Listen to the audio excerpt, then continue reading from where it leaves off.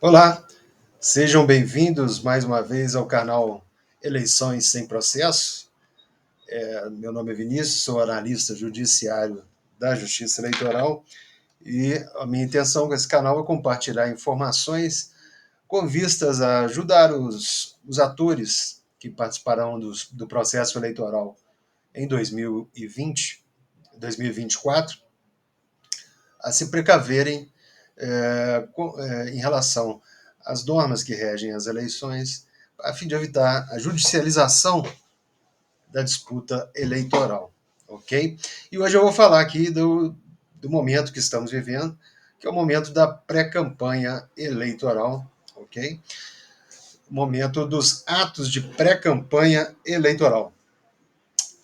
Por que surgiu a pré-campanha eleitoral? Se temos uma campanha eleitoral, já foi de 90 dias, hoje é de 45 dias, surgiu pela seguinte razão. Pesquisas de opinião pública vinham percebendo que muitos dos candidatos que iam disputar, inclusive, cargos que exigiam uma quantidade imensa de votos, né, cargos do executivo, cargos de governador, de senador, de presidente da República, sequer eram conhecidos por uma vasta, uma vasta maioria do eleitorado, né? E também porque se percebeu, e o pessoal que trabalha com publicidade de eleições, assessoramento, consultoria de marketing em eleições, eles perceberam que um candidato, principalmente um candidato novo, ele precisa de um tempo para criar conexão com o eleitorado, né? E as estratégias de campanha, elas têm colocado aí um prazo mínimo aí de 6 meses, de 6 a 12 meses, para que essa conexão seja gerada e ele tenha um mínimo, né, de pessoas, um mínimo de pessoas que o conhecem ou que têm o potencial e que tenham o potencial de escolher ele como candidato, entendeu? Então é uma necessidade prática, né? E diante dessa necessidade prática surgiu a necessidade também de regulamentação. E esse canal é sobre regras para as eleições. Eu vou falar um pouco da regulamentação da pré-campanha e vou falar de três cuidados fundamentais, três cuidados, motivos de cautela fundamentais que devem ser observados na pré-campanha eleitoral. Mas antes de chegar nesse ponto, eu queria dizer que eu acho que a pré-campanha, hoje em dia, ela é imprescindível, né? Eu vejo que os candidatos já estão se movimentando, né? E penso até que quem não faz a pré-campanha tem suas chances de eleição reduzidas, né? Muito reduzidas. Os 45 dias da campanha eleitoral, embora intensos, parecem ser insuficientes. Então, houve a necessidade da regulamentação da pré-campanha eleitoral, dos atos de pré-campanha, até porque existe a figura da propaganda eleitoral antecipada, que é passível de multa. Mas os atos de pré-campanha, e eu vou falar de um por um numa próxima aula, num próximo vídeo, eles não configuram propaganda antecipada. Tá? Mas para que não configure propaganda antecipada, é preciso tomar os três cuidados que eu vou falar aqui. Tá? A regulamentação da pré-campanha começa com o legislador, com o Congresso Nacional, e passa depois ao Tribunal Superior Eleitoral, que expede as resoluções. Então vamos lá. A primeira cautela. Não pode haver pedido explícito de voto. Isso parece muito óbvio, né? E parece muito fácil de se evitar. Mas, na verdade, não tem sido tão simples assim. Porque o pedido de explícito de voto, o que a Justiça Eleitoral, muitos juízes eleitorais e tribunais eleitorais têm entendido como pedido explícito de voto, não é o simples vote em mim, vote em. Inclusive, a resolução atual de propaganda eleitoral, ela diz claramente que pedido explícito de votos não é o simples uso do verbo votar no imperativo, chamando para si, né? Vote em mim, vote nos nossos candidatos, etc. Palavras que podem configurar indiretamente o pedido de voto também são consideradas pedido explícito de voto. Essas palavras são chamadas palavras mágicas, um termo que foi usado pelo ministro Luiz Fux, de empréstimo de um caso americano, e que tem ficado comum, tem sido muito usado na doutrina, na jurisprudência sobre pré-campanha. E eu vou dar alguns exemplos aqui de algumas palavras mágicas que, em tese, configuram um pedido explícito de voto, embora não seja um pedido direto de voto, né? Na pré-campanha para deputado federal de 2022, a última eleição para deputado federal, um candidato participava de um debate, né? E debates são atos de pré-campanha perfeitamente possíveis, né? Perfeitamente lícitos. Mas nesse debate, um dos candidatos disse para o outro com quem ele estava debatendo: Fulano, vote em mim. Acho que você está querendo votar em mim. Pois bem, o caso foi judicializado, a Justiça Eleitoral Paulista considerou que aquilo era pedido explícito de voto. Ainda em São Paulo, ainda em 2022, foram considerados pedidos explícitos expressões como quero pedir seu apoio, conto com vocês, enfim. Bem, com a adoção dessa concepção de palavras mágicas, o que é e o que não é pedido explícito ficou bastante indeterminado, né? Não dá para dizer com 100% de certeza o que um juiz eleitoral ou um tribunal vai considerar como pedido explícito de voto, ok? Mas aqui eu tenho uma sugestão pessoal e eu acho que ela é bastante válida, porque ela é baseada na análise que eu tenho feito dos julgados, das jurisprudências, e a sugestão é a seguinte: evite se dirigir diretamente ao eleitor quando, num ato de pré-campanha, numa live, num debate, num programa de televisão em que o candidato é entrevistado, num ato público, num congresso, etc. Todos esses são atos de pré-campanha perfeitamente lícitos, né? Mas nesses atos é importante que se evite se dirigir diretamente ao eleitor para pedir algo dele. Se pedir voto, obviamente já está caracterizado um pedido explícito de voto. Mas é preciso que se atente principalmente para os verbos no imperativo. Por exemplo, conte comigo, venha comigo, confie em mim, me dê seu apoio, me siga, vamos juntos, né? Todos são chamados à ação voltados ao eleitor, que podem ser entendidos como pedido de voto. Então, essa é a minha dica para que se evite uma judicialização que pode vir por parte dos adversários, alegando que houve um pedido explícito indireto.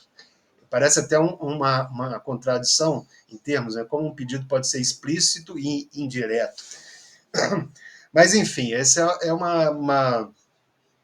um ponto problemático ainda, na minha visão, da nossa legislação eleitoral em relação à pré-campanha. Muito bem, vamos ao segundo ponto, ao segundo cuidado fundamental. Tudo o que é vedado na campanha eleitoral oficial, aquela que começa no dia 16 de agosto, depois do prazo final para o registro de candidatura, e vai até a véspera do primeiro turno, voltando 24 horas depois do primeiro turno, onde for ter segundo turno, nos municípios com mais de 200 mil eleitores, e ela volta a campanha até a véspera do segundo turno.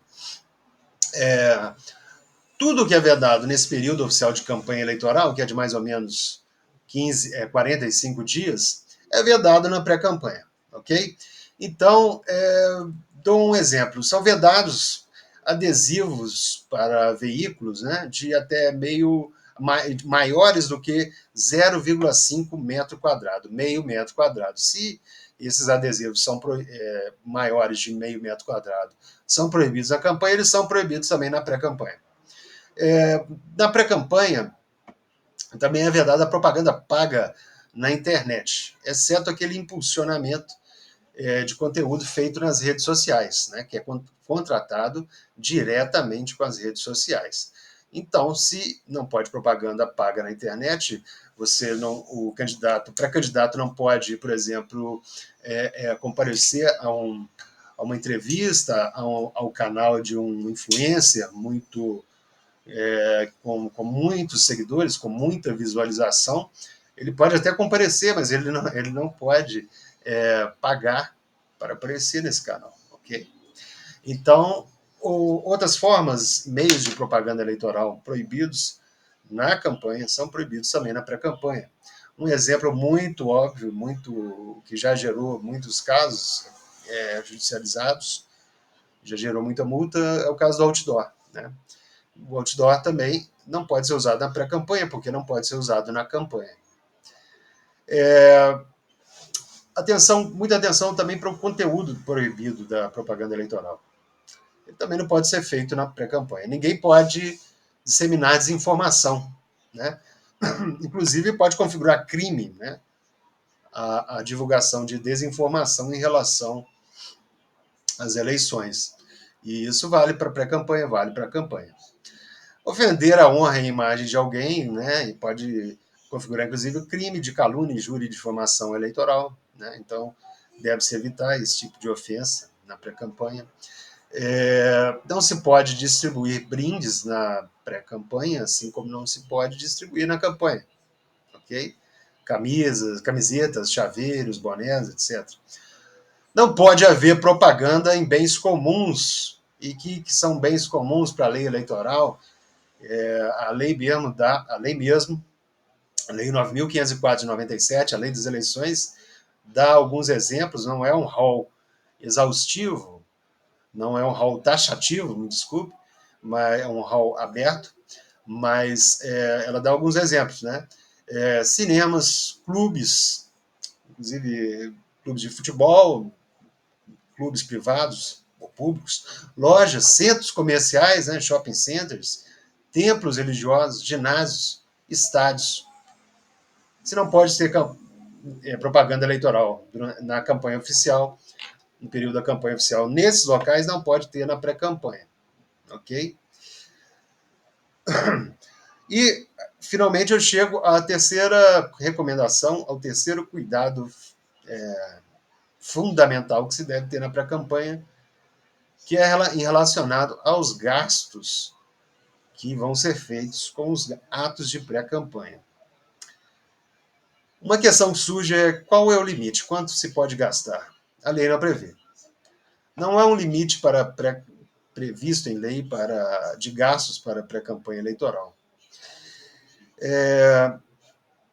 Mas há um limite para a campanha eleitoral, um limite do que se pode gastar a partir do dia 16 de agosto, depois de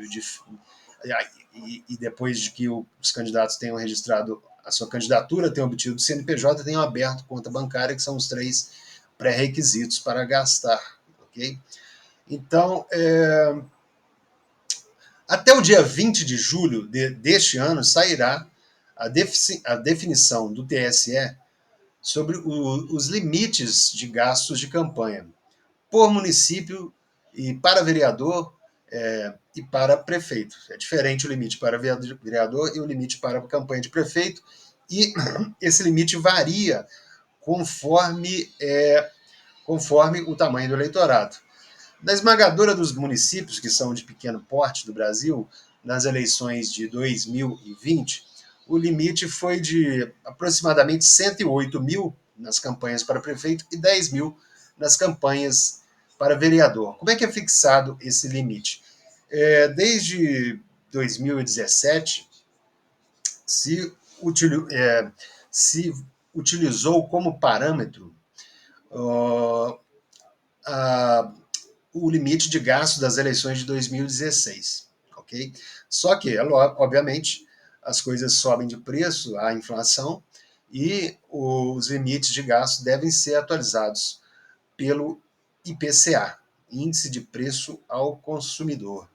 Então, em 2020 já foi atualizado, vai ser atualizado novamente em 2022. Mas as eleições de 2016 são um parâmetro, né?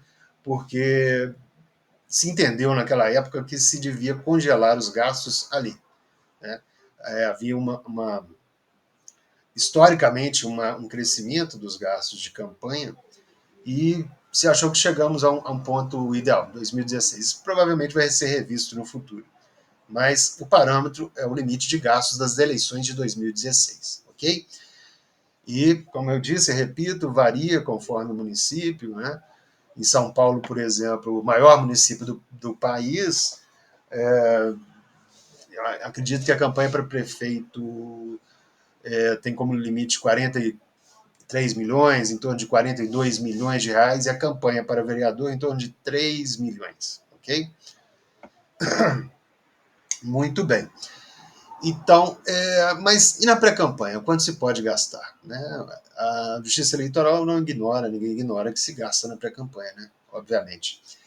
Bom, algumas recomendações práticas vão ajudar a que, não, a que você não tenha problema com gasto na pré-campanha.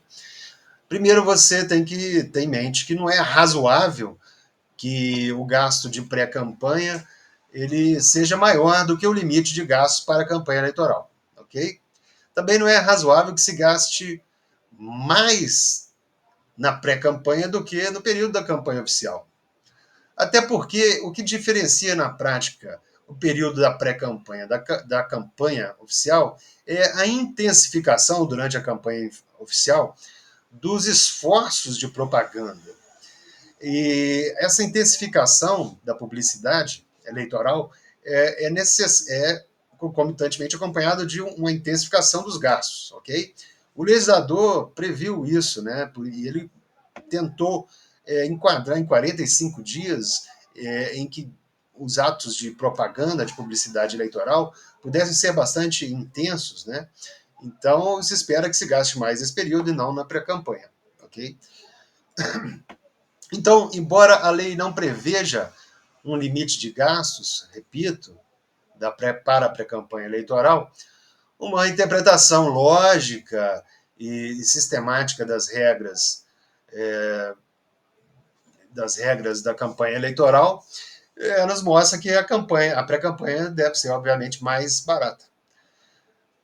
Não se pode investir um valor exorbitante na pré-campanha. Isso, inclusive, foi muito discutido recentemente no julgamento que pediu a cassação do senador Sérgio Moro, vocês devem ter visto na mídia. Então, uma coisa é certa: um esforço exorbitante de propaganda eleitoral, com muitos gastos, vai ser, de alguma forma, combatido por alguma ação dos adversários. Não há uma métrica exata para o teto de gasto de pré-campanha. Mas eu sugiro que, primeiro, se observe a tabela de gastos, de teto de gastos das eleições de 2020. Eu vou colocar o link na descrição desse vídeo. Junto com essa tabela, eu sugiro acompanhar algumas das decisões do TSE que têm tentado fixar um limite objetivo para os gastos de pré-campanha. E esse limite objetivo ele tem girado em torno de 10 a 30% do teto de gastos. Então, minha sugestão é que não se gaste mais do que 10 a 30% do teto de gastos.